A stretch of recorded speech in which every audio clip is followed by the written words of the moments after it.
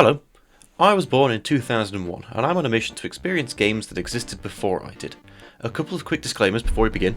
Number one, these are my personal opinions and preferences. I'm not here to tell you whether a game is objectively good or bad. The fact that most of them have been recommended to me probably means they're pretty good. Number two, these videos are meant to show my first impressions of 4 to 5 games and therefore I might only experience the first hour or two. If you'd like to see me do a more in-depth video series where I take a deep dive into 1 or 2 games per video, then let me know in the comments. I would be interested in doing something like that. Fallout 2 is a prime example of a game that would most likely benefit from a deeper dive, but that's not what this series is. Now that's out of the way, today we have a pretty great list of games from the 80s and 90s that I'm pretty excited to take a look at. One of them was recommended by so many people that I just had to include it. Finally, for those who saw the last video, I'm sorry I fucked up Donkey Kong by accidentally ignoring the run button. I shall try to be more careful in checking the controls beforehand. No promises though.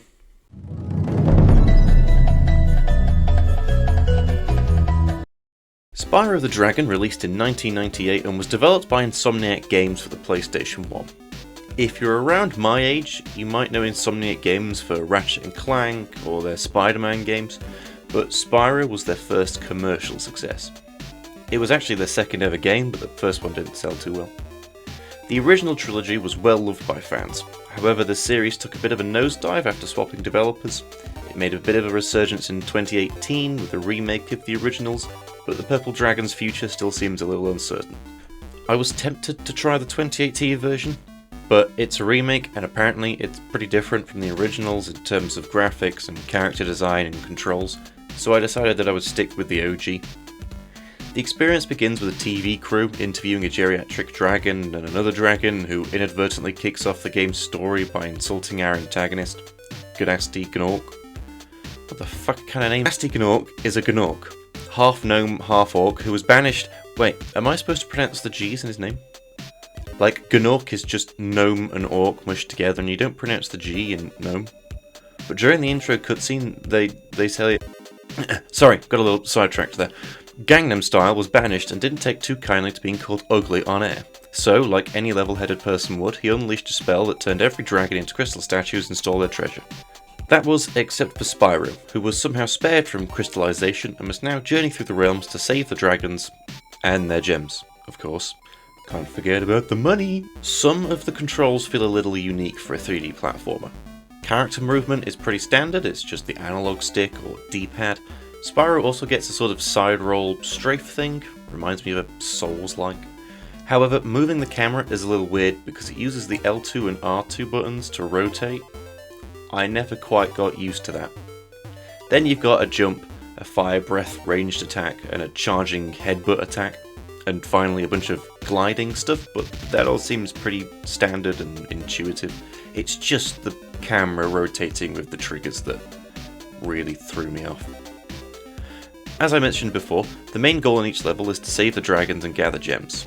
However, each level also has a few optional side objective-y things, like a locked chest which requires a key that can be found hidden in the same level, and dragon eggs which are collected by finding and chasing and attacking these blue twats. I may be a newcomer to Spyro, but I wish for nothing more than their slow and agonising deaths. Maybe burnt at the stake, get all medieval on their ass. The enemy variety was pretty good, with some small ones and some big ones, some mobile ones and some static ones, some armoured ones, etc. They weren't massive obstacles, but did keep me on my toes, so I had to remember which enemy type was immune to which attack, and whatnot. There was also a handful of bosses to fight. I only defeated the one, by burning his backside a few times, but from what I've read online, the rest seem to be remembered quite fondly. Overall, I had fun. If I were to continue though, I'd probably go for the modern remake, even just for the updated camera controls. I think it's aged pretty well. It's a fairly bog standard 3D platformer by today's standards, but I think that's one of the reasons it still feels good to play. There was no bloat, the basics were just done really, really well. Simple yet satisfying, like stepping on fresh snow. That's the good stuff.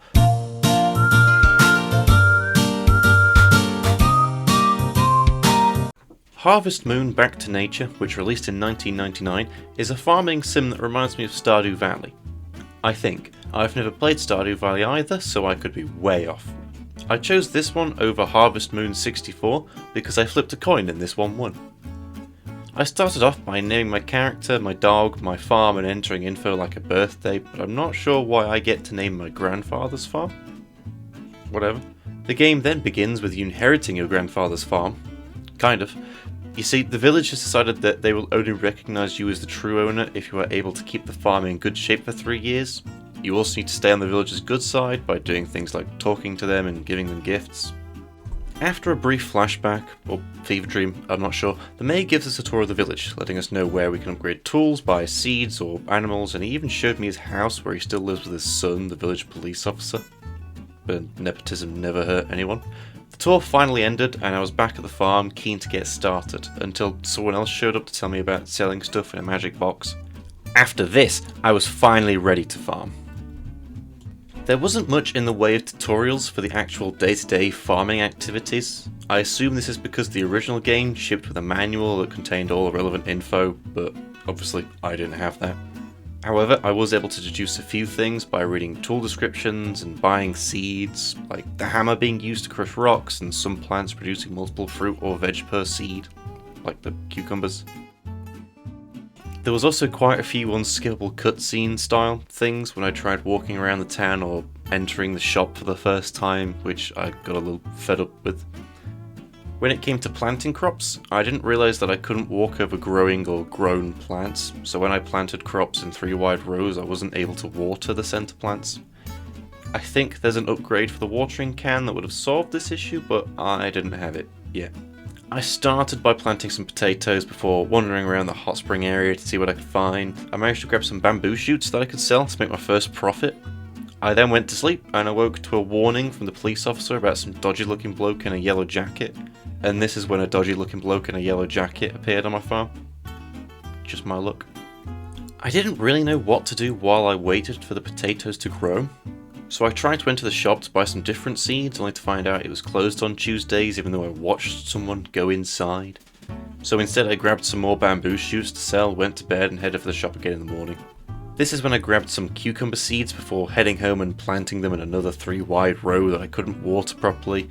Trust me, I did figure this out, but the rain meant I didn't need to water the plants, so it still went unnoticed. I spent the rest of the day checking how much livestock would cost before deciding I was way off and instead explored some more of the village, including the church, the vineyard and the blacksmith. The next day was when I finally figured out the whole planting layout fuck up, and the only way I could think to rectify the situation was to destroy about 1/3 of my crop, both potatoes and cucumbers. Learned my lesson there. After watering what remained, I cleaned up the excess farm tiles and went to bed. I didn't know what to do on Saturday, so I went back to bed. I know there's a whole villager pleasing thing with the gifts and whatnot, but I had no clue what gifts to give people, and even if I did, I still hadn't grown a single crop, so I didn't want to go buying things if I had no income yet. After watering the flowers on Sunday, I again just went back to bed. This is starting to hit a little too close to home.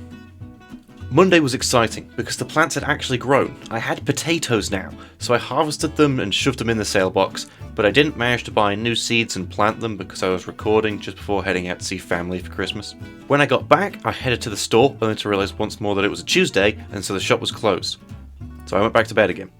Wednesday, I watered the crops, bought some turnip and potato seeds, planted them, watered them and went back to bed. Do real farmers just sleep for like 70% of the day? Several more days of sleeping and watering later, I was given a horse. I'm not sure why, but heck, free horse. The mayor also decided to pay a visit to request some turnips to use at a cooking festival.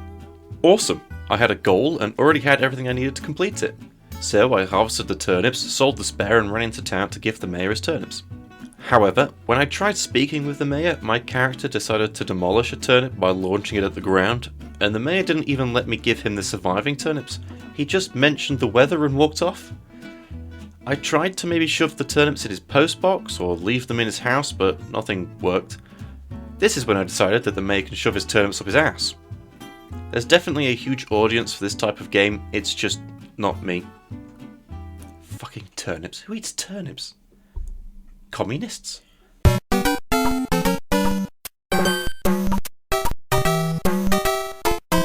Super Jump World 3. Wait, no. Super Mario Bros. 3 was released in 1988 for the NES. It introduced the world map feature, the Koopalings, and a few iconic power-ups like the raccoon suit. My very first impressions of the Super Mario Bros. 3 game is that it's about what I expected from a classic Mario. You jump on turtles, you eat mushrooms, you headbutt question marks. But I'm experiencing it more than 30 years after release, and I would imagine it felt pretty revolutionary to those of you able to play it when it was fresh on the market. If you've got any stories about playing new games in the 80s or 90s, please leave them in the comments below. I genuinely love reading about what impacts games had on people when they were newly released. As you might have already seen from the gameplay footage, I struggled at the beginning. Well, actually, I struggled throughout, but I got better as I went. This is 100% a skill issue. I've never been great at 2D platformers, it's a genre that I'd never really delved into, so I'm just not good at them. However, when I did manage to get a good flow going, it felt great. Sprinting and jumping across gaps that had previously killed me a couple times was awesome. This journey into retro games has taught me that the difficulty of the average pre-2000s game tended to be higher than the average modern game. There was less of a focus on player onboarding and iterative learning and more of a reliance on existing gaming know-how. The first few levels were good at easing me into the controls and enemy behaviour. It was also just fun to see the classic Mario worlds firsthand. I also managed to get a few extra lives from this minigame. After getting through these first levels and finally making my way into the first fortress, this is probably the level where I remember dying the most. Again, skill issue, not blaming Mario. It's also where I met my first boss type thing, a pretty interesting little battle. Directly after this, I backtracked to find a matching cards minigame where I won another life. I then encountered a hammer thrower, or hammer bro, I don't know the name, but I shoved a brick up his ass and got a reward. Score. The fifth level introduced me to an icy biome that had loads of sliding. I found that really cool, but I think I found the optimized route a little too quick because I finished the level really quickly. The sixth level had an awesome floating platform theme with loads of moving parts and tricky jumps, but again, I made it through pretty smoothly. Arriving at the castle, I found out that the king? I was expecting Peach. Oh well. That the king had been turned into a pooch and required a magical wand to reverse the effect. And suddenly I was on an airship, dodging cannonballs and bullets. It did take me a couple tries to get through this, but I definitely improved a little since the first couple of levels. I finally made it to the boss battle and died. I then made it back again and actually killed the guy and stole his wand. I didn't realise Mario had wands, it's not really what pops into my mind when I think Mario.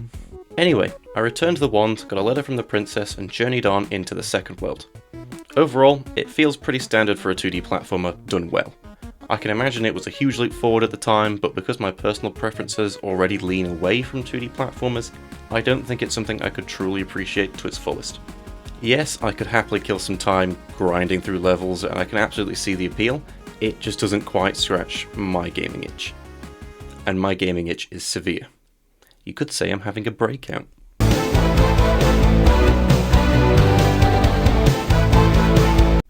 StarCraft released in 1998 and became the best-selling PC game of the year, even though it is a fairly regular RTS in terms of gameplay. However, it was praised for its introduction of factions, which are basically just some really well-balanced armies that provided some unit variety. StarCraft's story was also greatly received by players, especially how it was incorporated into the gameplay and the voice acting. Its impact on future RTS games is huge, and was even hailed as, and I quote, the defining game of its genre, and it is the standard by which all real-time strategy games are judged. It has even been used by the US Air Force when training new officers. Jesus. I got started with some quick-fire PTSD and a menu that I really liked the design of. Weird thing to like, but it really stood out to me for some reason. I then sat on what I thought was a loading screen for far too long before realising that I had to click to progress. I clicked through some tooltips expecting them to end pretty soon, and then realised again that I had to click to progress. God damn, I'm dumb. Now, I've played a fair few RTS games, so the whole gather resources, make units, research upgrades wasn't new to me. It started off feeling like a reskin of Halo Wars. It's obviously the other way around, but I experienced Halo first, so that's just how my mind is wired. If that annoys you, tough shit, grow up. Anyway, the only real learning curve was understanding what the difficulty was going to be like. I assumed it was going to be on the harder side, but I didn't want to just tiptoe the whole time. I spent quite a bit of time in the first tutorial just getting comfy with the different unit commands and a couple of the hotkeys, but after that I was into the first mission and really excited for what was to come. This is when I met Jim Raynor, the first character that you have to keep alive, which I'm not a fan of. I'm used to having units that can be sacrificed as cannon fodder if needed, without risking the entire mission. The introduction of a single unit that could suddenly end the whole thing kinda annoys me. I'm guessing a lot of people like the added responsibility, but personally it just feels like babysitting and I'm just shoving him in a corner of the base so they never even got close to any enemies or hazards. I continued on to build my first barracks and train my first cohort of marines. This completed the mission and I swiftly moved on to the first proper mission, where I was tasked with clearing out the entire Zerg infestation and keeping Reyna alive. First things first, I get the SCVs, gathering minerals and kill some Zerg and build an engineering bay. I know it's probably not the best building to be constructing first, but I wanted to see what it did. Plus I built a refinery immediately afterwards. I started work on some upgrades, trained some marines, got a little confused where I was supposed to go and then sent my army on an excursion to wipe out some bugs. After training a few more marines and sending Raynor back to base to avoid any possibility of his death, we stumbled upon what I thought was an abandoned base only to see a whole bunch of units pop out and a fully functional base power up in front of me. I started some new training and got the SCVs collecting minerals again, then sent my bigger army further into the shadow of war in hopes of uncovering some more threats, which they did. However, after a few minutes of brutal exterminations, my troops were somehow overwhelmed by a few ranged enemies. I think what happened was that my troops were targeting the enemy structure instead of targeting the enemy units.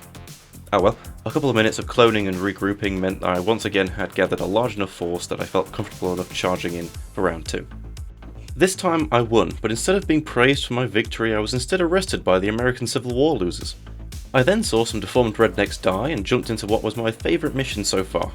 To begin with, I got a little worried by the timer because I didn't read the objectives and thought I had to complete a task before the time was up, when actually all I had to do was survive. This meant I could focus on stockpiling resources, constructing buildings and amassing the biggest army that I could. Which is exactly what I did. There's not much more to add, really.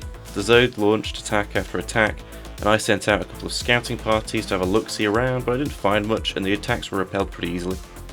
Well, until the final attack, which started when I got a little too cocky and sent my forces across the bridge to cause trouble. This is when the single largest horde I had seen so far emerged from the darkness and quickly devoured the soldiers I had stationed nearby. I panicked and sent all remaining forces to intercept, but the Zerg made their way past my defences and into my base, destroying units and buildings at an immense rate. I trained forces as quick as I could, but there were just too many and I was moments away from defeat. Luckily, however, I survived just long enough to classify this mission as a victory. That was way too close. Overall, it's good. I enjoy most RTS, and there's a fair chance that I might return to this. I just hope there's not too many annoying objectives like escorts and keeping certain NPCs alive. Like a feudal lord, I want my army to be fully expendable cannon fodder. I know that sounds sadistic and evil, but I've got a perfectly good explanation.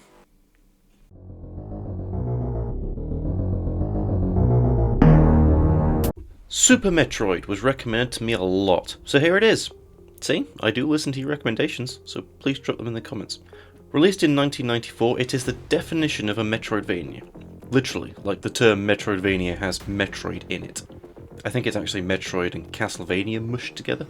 Similar to roguelikes and Souls-likes, it was so huge that it managed to coin its own term. For those who might not know, I'm guessing most of you already do, but for those who don't, a Metroidvania is a type of game that focuses on non-linear exploration with paths or obstacles that unlock via new powers or abilities. So even though the map might stay the same, you're able to unlock new areas throughout your playtime. Personally, I don't think I've ever tried a Metroidvania. I know that Hollow Knight is all the rage and people say that it's a fantastic game, but it's never crossed my path. Maybe one day, but it's cool to start at kind of the beginning of the genre. Getting into the actual gameplay, I struggled at the beginning. I tried my best to understand some of the basic controls, and I definitely wasn't the best with the angle, aiming and shooting thing. I found the run button this time though. After managing to get through the intro level and escaping the explosion, I landed on a planet Zebes, and started exploring. There were still a few things I was trying to understand, like how I get past these blocked walls and pink doors. Obviously I gained the ability later, but I didn't know what powers I started with. I then dropped down the longest tube I've ever seen. I actually got worried that it was some sort of loop and that it would just go on forever, but it did end, and I found the famous morphing ball. This allowed me to fit into tiny gaps, which unlocked a fair few pathways. There was a bit of a brain fart as I figured out that I still needed to shoot the block to get through the gap. I couldn't just, ram through. As I was heading outside, I bumped into my first proper enemies, some creepy dudes crawling on the walls. It took a little while for me to get a grip with the aiming, but I managed to get through the first room alive. The enemy variety seems pretty large. There's quite a few reskins with slight tweaks, and I'm guessing there's some more that appeared down the line that I missed, but so far, so good. I tried again to get past some of the previous locked off paths, and accidentally figured out that rockets deal damage to these pink doors. I kinda wish that I didn't, because I fucking hate these flying things. Nevertheless, getting through this awful room netted me some map data. so I could somewhat plan ahead and see where I want to explore next. I found my first save spot and squeezed through a little gap that leads to yet again more flying enemies. I hate these guys! The room after this contained the bomb ability, which let me place bombs while rolling around in the morph ball. However, it then trapped me inside this room with what turned out to be a boss battle. This thing whooped my ass.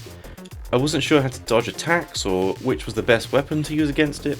I did manage to knock its head off, but it got the final blow and I was suddenly in a bikini? What the f? I respawned at my recent save point and sprinted back to the same room to try again. I felt a little more comfortable this time around and was able to dodge a fair few of his attacks while also making use of my newly acquired bombs. After a pretty intense few minutes, his head popped off again and this time I emerged victorious. This was awesome. It wasn't too difficult and really relied on me using the tools I had in a smart order. I couldn't be bothered fighting the flies again, so I just sprinted past them and I got into a new area, unlocked a missile capacity upgrade and continued exploring. I entered yet another new area with some new enemy types and found this strange golden idol thing. I'm not sure what it is and I'm guessing it's something I would have to come back to after a while. I don't know. I did find my second set of map data though, and my second save point before finding more fecking flying things. I reckon I could spend a fair bit of time making my way through this map and unlocking all of its secrets, but I also think that I might look into more modern renditions of the Metroid series to see how it's evolved. As for Super Metroid itself, I had a good time. I'm not sure I'll ever complete it. It wasn't bad, but it also didn't grab my attention as much as other retro games have. Like, the Super Mario RPG that I played in a previous video has been on my mind ever since, and I definitely want to revisit it. Obviously, that's due to my personal love for RPGs and turn-based combat, but then again, this is a video series about my personal opinions. It's kind of the whole point. Today's list of games was pretty great. Spyro is a really well-made 3D platformer that doesn't take itself too seriously. Harvest Moon is cute, and I bet the farming sim community loves it, but it's not one for me personally. Mario is Mario. It's what you expect, and that's not a bad thing at all. Super Metroid is something that I'm glad to have experienced. Retracing your steps to find new paths to new areas with new enemies and new abilities was addictive. But StarCraft has to take the medal for being my favourite of the 5. It set the standards for the RTS genre, and I can see why. The satisfaction of growing a base and building an army that you can then send out to fight in a huge bloody battle is awesome. But what do you think? And if you have any recommendations or retro gaming stories of your own, please leave a comment. I spent ages reading through the comments in the last video because there were so many cool things to read about, and I would love to do it again. Anyway, that's it for this video. If you enjoyed, please like and subscribe to see more videos like this coming soon. I love making them. And thanks for watching!